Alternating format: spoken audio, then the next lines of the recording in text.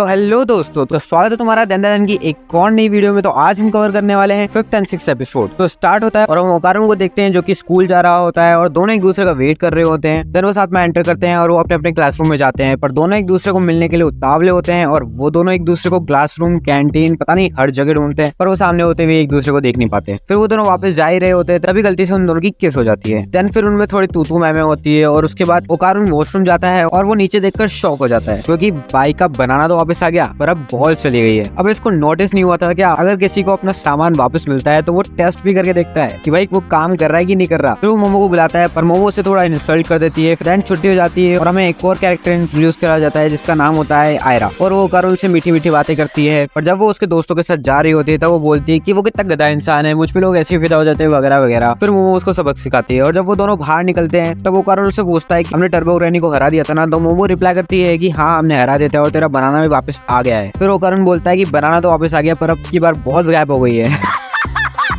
Then फिर दादी बोलती है कि मैंने तो इसे पहले ही बोला था कि एक बार चेक कर ले। और फिर दादी ओकारुन के अंदर एक स्पिरिचुअल एनर्जी देखती है और फिर मोमो के साथ उसको पकड़ती है। देन हमें पता चलता है कि ये तो टर्बो ग्रैनी है जो कि अब गुड़िया के अंदर कैद हो गई है। और फिर वो बोलते हैं ओकारुन उसके बॉल में उसे दे दूंगी पर तुम्हें मेरी बात माननी पड़ेगी। फिर ओकारुन को गुस्सा आता है, देन वो ट्रांसफॉर्म हो जाता है और ग्रैनी के साथ साथ मोमो भी शॉक हो जाती है कि ये कैसे हुआ। फिर दादी बताती है कि मैंने जो झाड़ू इस्तेमाल करा है वो ओकारुन के अंदर से ग्रैनी को तो बाहर निकाल दिया है पर उसकी स्पिरिचुअल पावर्स उसी के अंदर ही है। देन दादी ग्रैनी को बहुत मारती है और मोमो के अंदर वैसे भी दया भावना जाग गई थी ग्रैनी के लिए, तो वो बोलती है कि एक डील करते हैं कि हम तुम्हें आजाद कर देंगे और तुम ओकारुन के बॉल हमें वापस दे दोगे। Then deal done. पर एक प्रॉब्लम है, ग्रैनी के पास ओकारुन के बॉल्स नहीं है। देन एपिसोड खत्म होता है और 6th एपिसोड देखते हैं कि ग्रैनी बताती है कि ओकारुन के जो बॉल्स है वो एक गोल्डन बॉल में है जो कि मेरे स्पिरिचुअल एनर्जी से कोटेड है, पर वो उन्हें कहीं नहीं मिलते। और एक और बैड न्यूज है, कोई दूसरा इविल स्पिरिट उसको ले सकता है। देन फिर दादी बोलती है कि मैं अपने लोगों से पूछती हूँ कि किसी ने बॉल इंटेल पे देखा कि नहीं देखा। फिर वो ओकारुन को बोलते है कि तुम्हारे पास ग्रैनी की पावर है तो उसे संभाल के यूज करना, कोई दिक्कत ना हो जाए। अगले दिन वो स्कूल जाता है और उसके क्लासमेट उससे बोलते हैं कि तुम मोमो को जानते हो क्या, यार मेरी बात करा दे, बड़ी क्यूट लगती है। और फिर ओकारुन को याद आता है कि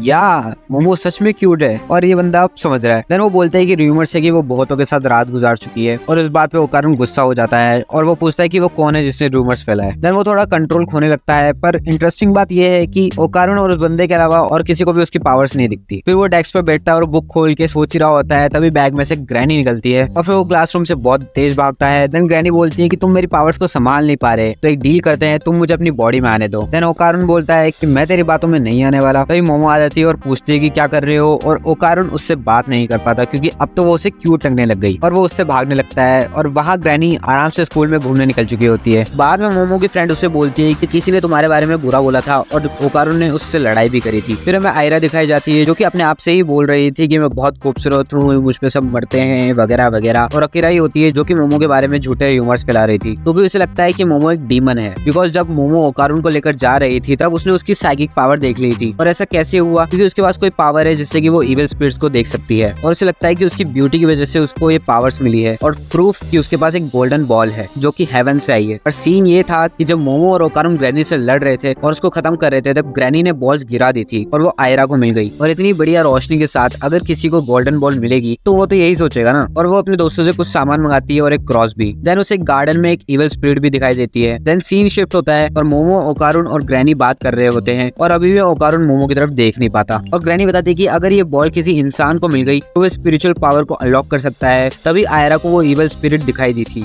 और कोई भी इविल स्पिरिट उसको देख सकती है। देन कुछ भी हो सकता है। और ग्रैनी को पता है कि वो कौन है जिसके पास बॉल्स हैं। और एक क्लासरूम में बैठे बैठे ये बॉल को यार क्या कर रही है उसे ये नहीं पता कि वो क्या है। फिर स्कूल खत्म होता है, उसके बाद आयरा मोमो को बात करने के लिए बुलाती है और ग्रैनी बोलती है कि ये वही है। देन दोनों लड़के एक खाली जगह जाती है और वहाँ उसकी दोस्त भी होती है जो कि मोमो को पकड़ लेती है ताकि वो मोमो जो कि डीमर है उसको मार सके, पर उसका कोई फायदा नहीं होता। और फिर आयरा गोल्डन बॉल को उसके मुंह पे लगाती है। देन मोमो आयरा को बोलती है कि अबे ये तो ओकारुन के बॉल है, पर वो उसकी नहीं सुनती। फिर ओकारुन वहाँ आता है और मोमो कहती है कि तेरे बॉल्स इसके पास है, ये एक इविल स्पिरिट है। और ओकारुन बोलता है कि नहीं वो इविल स्पिरिट नहीं है, वो उसका टारगेट है। देन इविल स्पिरिट वहाँ आ जाती है और आयरा को पकड़ लेती है। सो बेसिकली क्या होता है है कि आयरा ने बचपन में ये इवल लेडी देखी होगी और उसे मॉमी बुलाती है। तब से इवल स्पिरिट इससे मिलना चाहती थी और अब जब वो उसे देख सकती है तब वो उसके पास आ गई है। फिर ओकारून उसे रोकने की कोशिश करता है पर उस इवल लेडी के रिफ्लेक्सेस तेज होते हैं तो वो उसे पकड़ नहीं पाता। वो लेडी ओकारून को खा जाती है। फिर ग्रेनी बाहर आती है और वो बोलती है कि आहा ये तो एक्रोबैटिक सिल्की है, ये उस इवल लेडी का नाम है। और उसने मोको का फोन ले लिया, मोमो की एक फ्रेंड, और वो इस इवल लेडी के बारे में ऑनलाइन रिसर्च कर रही है।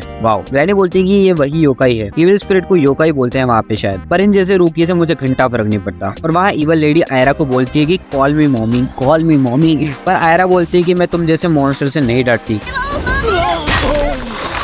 ये ले और कर उसकी कीड़ा। देन वो मोमो से भी बढ़ती है और मोमो को पकड़ के बोलती है कि अब मुझसे सॉरी बोलो और मुझे मॉमी बोलो। देन वो मोमो को भी बहुत पटकती है और सच में बता रहा हूँ अगर कोई और एनीमे होता ना अभी तक तो वो मर जाना था भाई। पर ये मोमो किसका दूध पीकर आई है। हाँ, फिर वो मोमो को भी खा जाती है। देन बचते हैं अब ग्रैनी और इवल लेडी। ग्रैनी बोलती है कि बेटा बहुत हो गया, अब इन बच्चों को बाहर निकाल, देन मैं तुझे माफ कर दूंगी। देन इवल लेडी उसका मजाक उड़ाती है, अगर मैं जिंदा रह गया ना तो कहाँ तेरी रसगुल्ला खा के मारूंगा।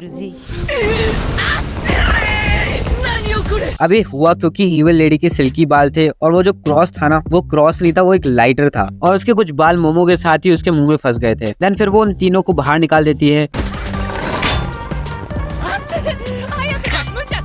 एटीट्यूड देख रहे हो। और फिर वो इवल लेडी से भिड़ने के लिए तैयार होते हैं। देन एपिसोड खत्म। तो अब तुम्हें इस एंडिंग को समझ में आ गया होगा जहाँ डोरी खेलती रहती है कि अब ये कौन है। तो वीडियो अच्छी लगे तो लाइक करना। मैं मिलता हूँ तुमसे अगले एपिसोड में, तब तक के लिए सायोनारा।